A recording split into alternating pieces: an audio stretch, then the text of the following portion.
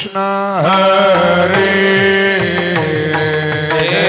राम कृष्ण हरे जय राम कृष्ण हरे राम कृष्ण हरे जय राम कृष्ण हरे हरि जय राम कृष्ण हरे जय राम कृष्ण हरे जय राम कृष्ण हरे जय जय जय राम हरि जय राम कृष्ण हरे जय राम रूप पाता लोचने रूप पाता लोचने रूप पाहता लोचनी रूप पाहता लोचनी रूप पाहता लोचने रूप पाहता लोचने रूप पाहता लोचनी रूप पाहता लोचनी तो काय झाले हो सजनी तो काय झाले हो सजनी तो हा विठ्ठल बरवा तो हा विठ्ठल बरवा सुख झाले हो सजनी सुख झाले हो सजनी तो हा विठ्ठल बरवा तो हा विठ्ठल बरवा तो हा माधव बरवा तो हा माधव बरवा तो हा विठ्ठल बरवा तो हा विठ्ठल बरवा तो हा माधव बरवा तो हा माधव बरवा तो हा विठ्ठल बरवा तो हा विठ्ठल बरवा बौद्ध सुकृताची जोडी बौद्ध सुकृताची जोडी बहुत सुकृताची जोडी बहुत सुकृताची जोडी म्हणून विठाले आवाडे म्हणून विठाले आवाडे तो हा विठ्ठल बरवा तो हा विठ्ठल बरवा म्हणून विठ्ठली आवली म्हणून विठ्ठली आवली तो हा विठ्ठल बरवा तो हा विठ्ठल बरवा सर्व सुखाचे आगर सुखाचे आगर सर्व सुखाचे आगर सुखाचे आगर बाप रखुमा देवीवर बाप रखुमा देवीवर तो हा विठ्ठल बरवा तो हा विठ्ठल बरवा बाप रखुमादेवी वर बाप रखुमादेवी वर तो हा विठ्ठल बरवा तो हा विठ्ठल बरवा तो हा माधव बरवा तो हा माधव बरवा तो हा विठ्ठल बरवा तो हा विठ्ठल विठ्ठल बरवा तो हा माधव बरवा कणिक लावा, कणिक. माधव दीपक महाराज. बरवा तो हा विठ्ठल बरवा हॅलो तो हा विठ्ठल बरवा जय जय राम कृष्ण हरी हरी जय जय राम कृष्ण हरी हरी जय जय राम कृष्ण हरी हरी जय जय राम कृष्ण जय जय राम कृष्ण हरी जय जय राम कृष्ण हरी राम कृष्ण हरी जय जय राम जय जय राम कृष्ण हरी जय जय राम कृष्ण हरी जय जय राम कृष्ण हरी जय जय राम जय जय राम जय जय राम हॅलो मातेची चिंती अवघी बालकाची व्याप्ती अवघी बालकाची व्याप्ती अवघी बालकाची व्याप्ती आई मातेची आरती अवघी बालकाची व्यापी अवघी बालकाची व्यापी अवघी बालकाची व्यापी मातेची आरती अवघी बालकाची व्याप्ती अवघी बालकाची व्याप्ती अवघी बालकाची व्याप्ती देह विसरे आपोला देह विसरे आपोला देह विसरे आपोला जवळ घेतास न गेला जवळ घेतास न गेला जवळ घेतास न गेला देह विसरे आपुला जवळ घेता सीन गेला जवळ घेता सीन गेला जवळ घेता सीन गेला तावे प्रेम भाते आणि अंगावर घेते आणि अंगावर घेते आणि अंगावर घेते दावी प्रेम भाते आणि अंगावरी घेते आणि अंगावरी घेते आणि अंगावरी घेते देह विसरे आपोला विसरे आपुला देह विसरे आपोला विसरे आपुला देह विसरे आपोला जवळ घेतास न गेला जवळ घेतास न गेला जवळ घेतास न गेला देह विसरे आपुला जवळ घेता सीन गेला जवळ घेता सीन गेला जवळ घेता सीन गेला तुका संता पुढे पायी झोंबे लाडे कोडे पायी झोंबे लाडे कोडे पायी झोंबे लाडे कोडे तुका संता पुढे पायी झोंबे लाडे कोडे पायी झोंबे लाडे कोडे पायी झोंबे लाडे कोडे देह विसरे आपोला विसरे आपुला देह विसरे आपोला विसरे आपुला देह विसरे आपोला जवळ घेतास न गेला जवळ घेतास न गेला जवळ घेतास न गेला देह विसरे आपुला जवळ घेता सीन गेला जवळ घेता सीन गेला जवळ घेता सीन गेला डोपार कुमाई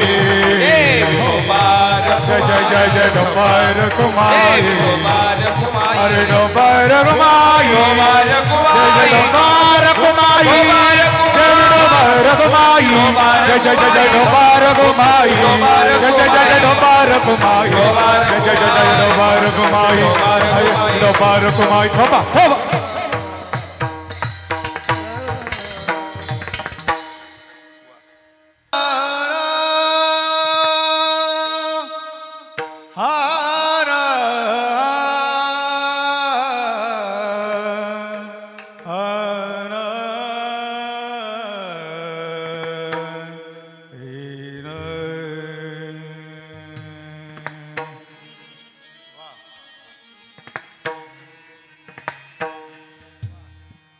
मातेची आजी दे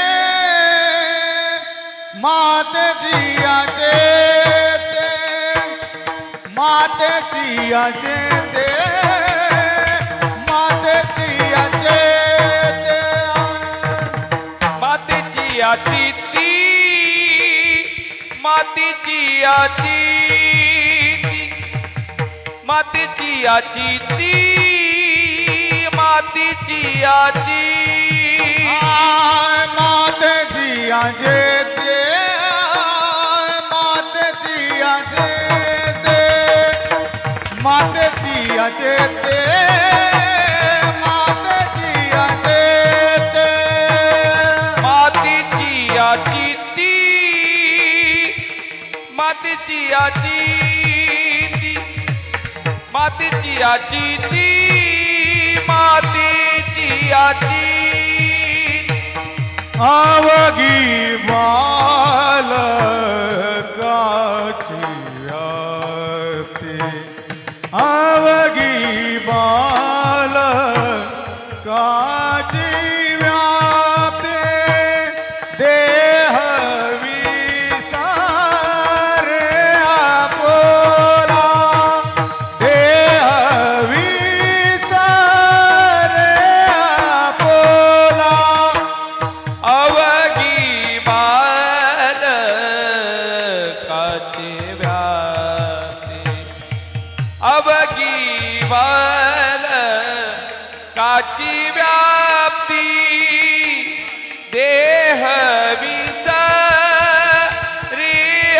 आपुला देह विचा प्रिया पुला जवळी घेता सेन गेला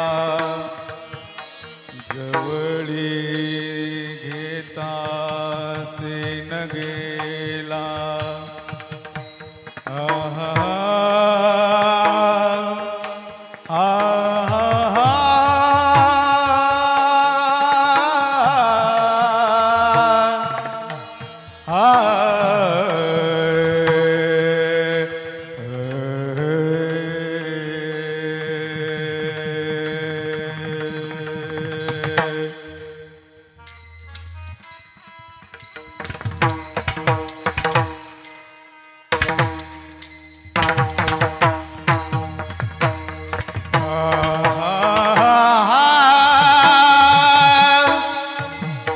जवळी घेता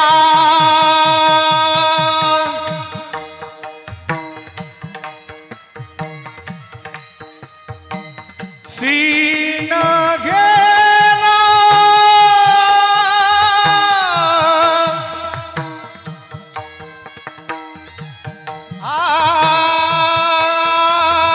जवळी जवळी जवळी घेता जवळी घेता जवळी घेता सीन गेला जवळी घेता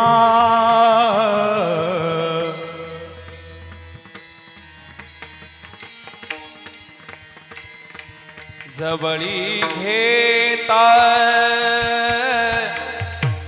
आ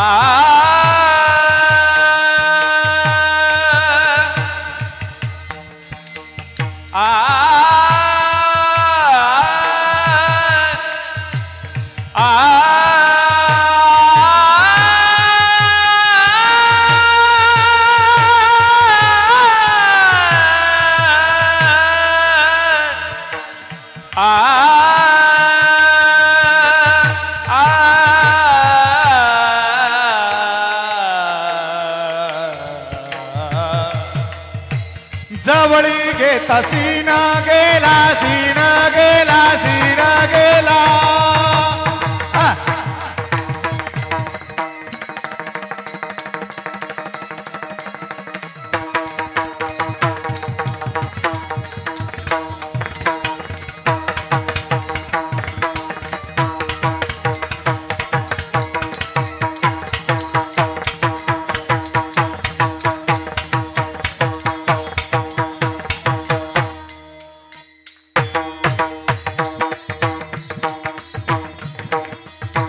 जवळी घेता सीन गेला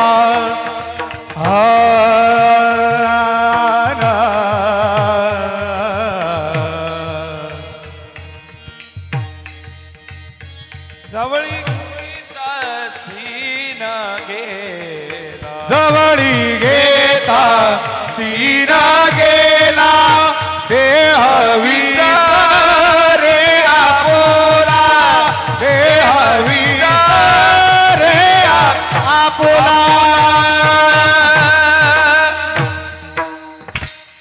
विठ्ठल